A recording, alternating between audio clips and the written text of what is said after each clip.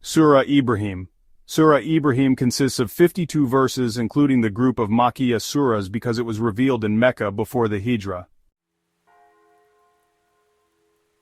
It is called Ibrahim because this surah contains the prayer of the Prophet Ibrahim, Alaihi Salam, namely verses 35 to 41.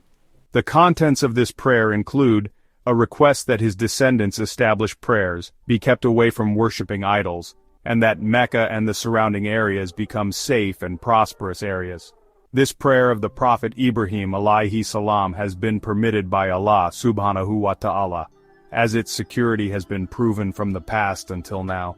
He prayed to the presence of Allah Subhanahu Wa Ta'ala after finishing building the Kaaba with his son Ismail Alaihi Salam on the barren plains of Mecca. The main points of the contents of Surah Ibrahim.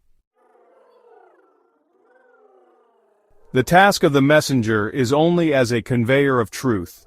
It is mentioned in Surah Ibrahim verses 1 to 5. The Qur'an is a book that was revealed to bring humans out of darkness into light with God's permission, so that they follow the path of God, the Almighty, the most praiseworthy. Allah is the owner of everything in the heavens and the earth, and misfortune befalls the disbelievers because of severe punishment. Those who love this worldly life more than the hereafter, hinder people from the path of Allah and want to make them crooked, are in far error. Allah sent messengers using the language of their people to give explanations. Allah leads astray whom He wills, and guides whom He wills, for He is almighty and all-wise.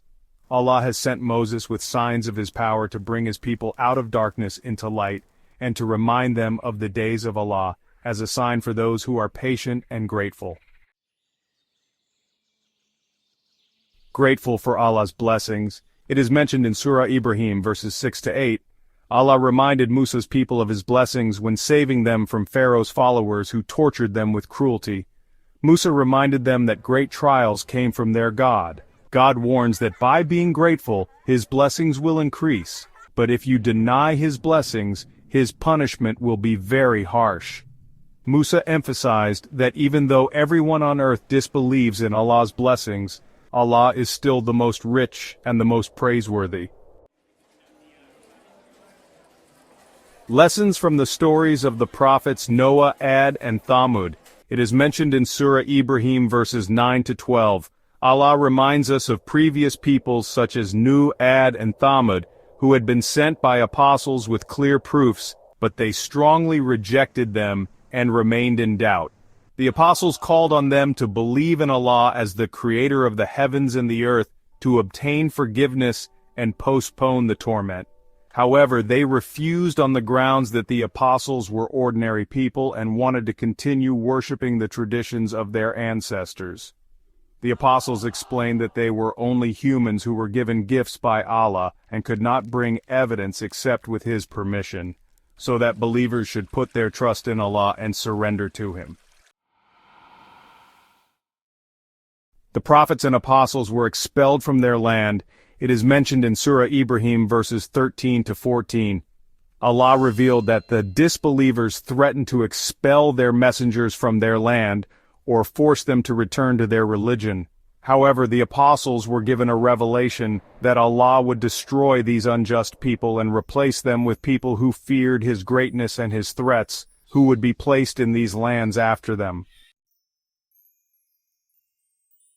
The apostles plead for victory. It is mentioned in Surah Ibrahim verses 15 to 17. The apostles asked Allah for victory, while the unjust and stubborn people would experience defeat. Those who disobey will find themselves in the presence of hell, drinking pus water that is difficult to swallow, and facing severe punishment and death that will never come. The deeds of unbelievers are like ashes. It is mentioned in Surah Ibrahim verse 18. People who disbelieve in their Lord are given the likeness of ashes blown by a strong wind during a storm, who do not get any benefit from their efforts in this world. Their actions were considered a far-reaching heresy. Allah created the heavens and earth correctly. It is mentioned in Surah Ibrahim verses 19 to 23. Allah created the heavens and the earth with truth and has the power to destroy and replace His creatures. For Allah, this is not difficult. When all humans gather before God, the weak ask the proud for protection, but they cannot provide help. Satan admits that God's promise is true, but he has misled humans. The wrongdoers will receive a painful torment, while those who believe and do good deeds will enter paradise through which rivers flow, eternal therein with Allah's permission, with honor given to them in the form of greetings. Parables of good and bad sentences. It is mentioned in Surah Ibrahim verses 24 to 27. Allah gives a parable about Kalima Tayyiba as a good tree with strong roots, branches that reach to the sky, and produces fruit at any time with His permission, while Kalima Kabisa is likened to a bad tree with roots that are uprooted from the earth and cannot remain upright. Allah gave this parable so that humans could learn a lesson. He strengthens those who believe with firm words, both in this world and in the hereafter, while He leads the wrongdoers astray, and Allah does according to His will. God does not act arbitrarily. It is mentioned in Surah Ibrahim verses 28 to 34.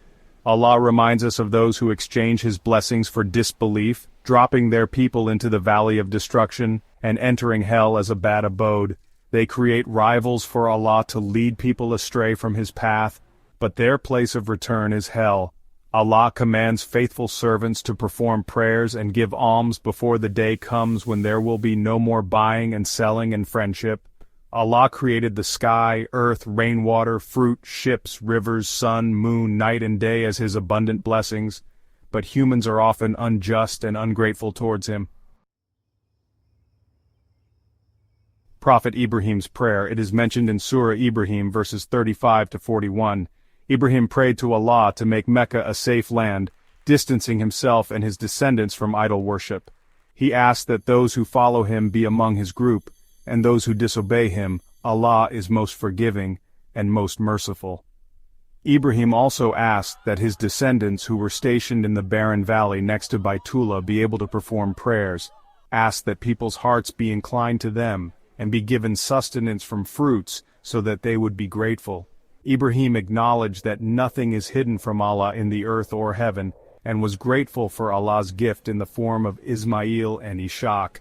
He asked him and his descendants to continue praying, asking for forgiveness for himself, his parents, and the believers on the day of reckoning, doomsday. Allah is never heedless of the actions of the wrongdoers. It is mentioned in Surah Ibrahim verses 42 to 52.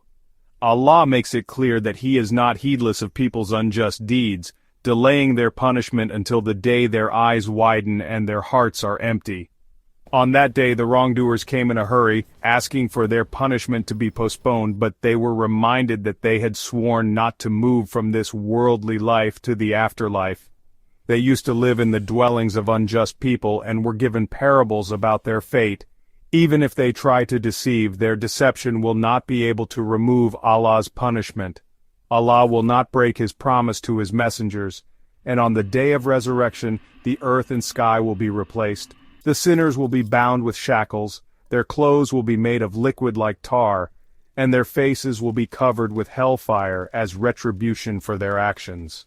All of this is a warning for humans to learn that Allah is mighty, quick in His calculations, and the Qur'an is the perfect explanation to give to humans.